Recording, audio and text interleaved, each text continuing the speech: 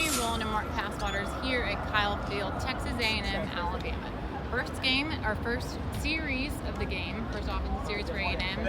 Everyone was excited. Ends up with a touchdown.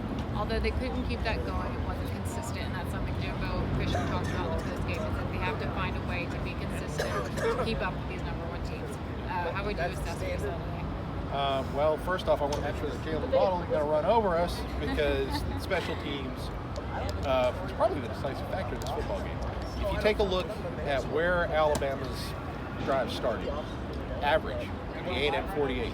Where did A&M start their drives? Around 22. If you have the most potent offense possibly in the history of college football operating with half a field, you're not going to win. It's that simple. Alabama had 311 return yards today. They blocked a punt for a touchdown. You're not going to win. A&M had no margin for error in this game. They knew it coming in. They went out and what has been consistently their strong suit for the past several years, let them down. Special teams were terrible. This is probably the worst special teams game in 15 years. I mean, it was really that bad. There's no other way to put it. I mean, it was just terrible. A&M's offense did enough to stay in the game. A&M's defense did not do enough to keep them in the game. I don't know where the pass rush is. I don't know how you can get a pass rush at this point. They got to find one. Because if you're going to sit there and let Tua Tagovailoa just do what he wants, essentially, for an entire half, which he did in the first half, you are going to lose. And basically, by the end of the game, they're just worn out. They got worn down. They got run over. And it's frustrating because you see the flashes. You saw that first drive where they took it right down the field, shoved it down Alabama's throat, and scored. And then went away from what was working. The offensive line seemed to lose their mojo, their intensity. And, the next drive, Kellen Mond's flat on his back because he's getting no help. And that's what it's become. It's become Mond and three receivers, maybe four now with Jalen Waddle against everybody. And you're just not going to beat the best teams in the country if that's where you are. And as far as I'm concerned, that's where A&M needs to be. Because they're going to beat the other guys. They should beat the other guys. But if you're going to take that next step and get over the hump, you need to be a more complete team with a more complete effort than what we saw today. I mean, because A&M has the talent and even more talent coming in recruiting-wise, which, hopefully they keep up their recruiting streak. But how do you do what you were just talking about? How do you become a complete team and, everybody in all phases compete? How does that happen? That's a really good question. First off, you got to have a scheme that works for your players. But in turn, you also have to have your players work for your scheme. All these guys came in, well, not all of them, but the vast majority of them came in to play a different scheme. The offensive players were going to be in a spread. They're going to run and shoot, and that's changed. Now you're in a pro set.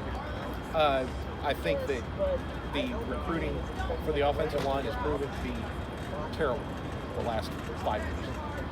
I mean, there's just no way around it. What do you got? Kenny Green. Who else would you take out of this group if you're another team? Nobody. Eric McCoy was great. That was a great pick. How many other offensive linemen have they taken in the last 4 or 5 return passes? 25? That's a terrible percentage. They haven't panned out. Either it's schematic, or it's talent, or it's coach. Defensively, this is the same scheme that worked fairly well last year, but it got ripped up in Tuscaloosa. But there's an absence of a pass rush.